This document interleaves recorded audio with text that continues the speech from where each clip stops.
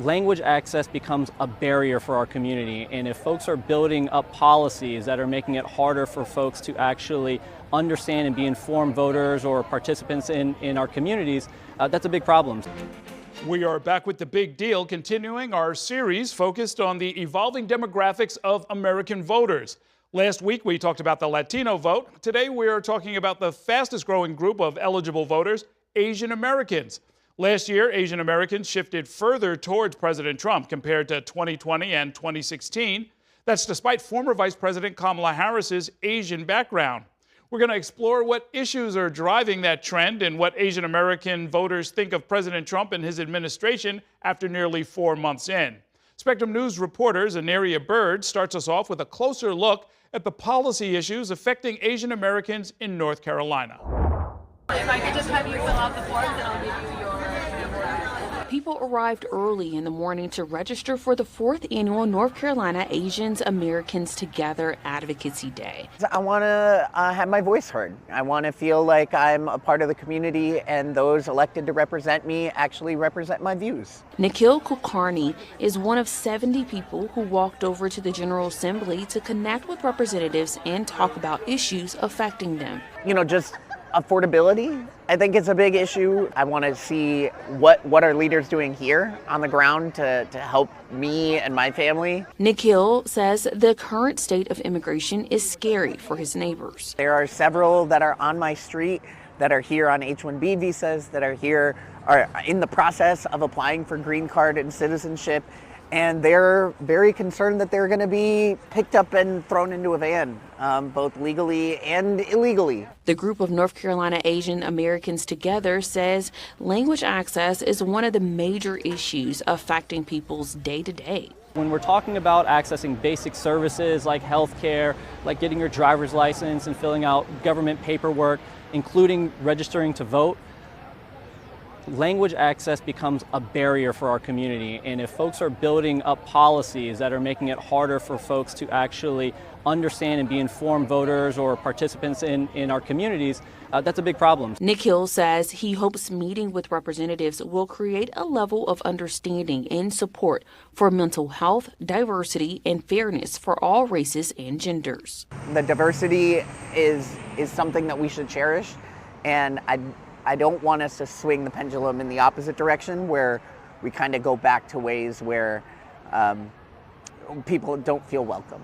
Zaneria Bird, Spectrum News 1. Joining me now with more on the Asian American electorate is James Zarsadiaz, a professor of history at the University of San Francisco. And Professor, the Asian American electorate is made up of many different ethnic groups. It's not a monolith. But would you say that the economy and pocketbook issues were important to all of those different subgroups in the last election? Absolutely. Like any demographic, any voting bloc, it's those pocketbook issues. Do you have food on the table? What's the cost of groceries, gasoline prices, rent and mortgage? These are things that affect everyone, right? And I think no matter what, ethnicity of the Asian American population you are, these are things that are confronted by most consumers every day. And so that was a huge driver in how they voted in the 2024 election. And as you mentioned a moment ago, this time around, there seems to be a pretty significant swing to the right, especially in some of these battleground states that were of major concern in 2024.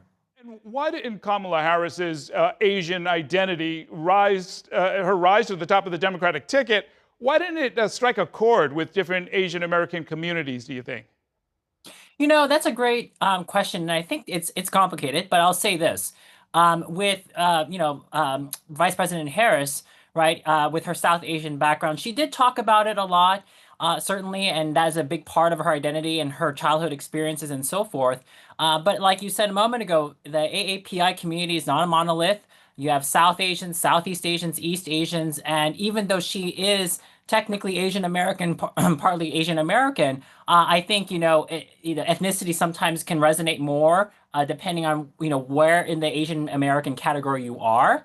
And again, I think at the end of the day, it was other issues beyond identity politics that brought some people to maybe reconsider. Maybe 4 years prior, they thought maybe they were a Biden voter, they were a Democratic constituency. 2024, with the way the economy was looking and shaping, at least for a lot of people, it appeared that way and felt that way.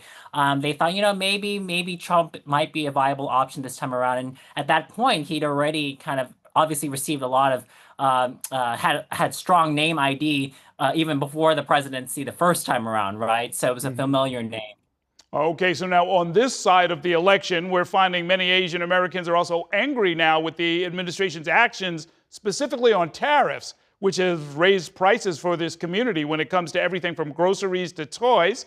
There are Chinatowns all around the country that are especially feeling the brunt of the tariff on China, even after the tax on imported goods was brought down from 145% to 30% over this last week. We've got a little bit of reporting on that. Take a listen to this.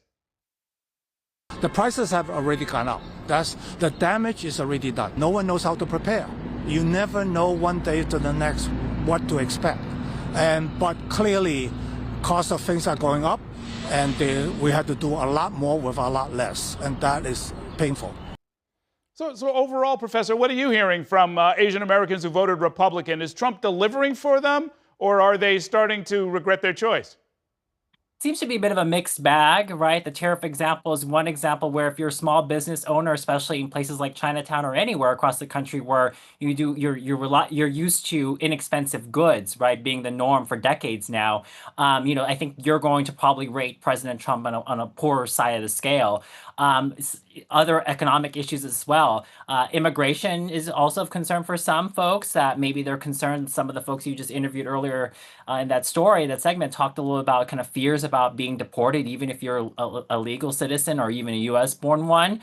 But then there's also some of those same voters or even Asian American independents who are either okay with things so far or quite happy about it, especially with those who were Trump voters, not just 2024, but also in 2020, 2016. Like so many folks are aware, Trump can do all kinds of things and say all kinds of things, and they're going to stand by him, right? So for some Asian American voters, including immigrants, right, I think this is something that we need to be mindful of. And this is also what strategists and people who are doing that groundwork, get out the vote work, anytime there's an election, to be mindful of is just because you might be an immigrant, it doesn't mean that you have a very liberal approach to things like immigration policy. One of the biggest drivers for some Asian Americans to vote Republican this past election was because they see immigration as a fairness issue in their eyes.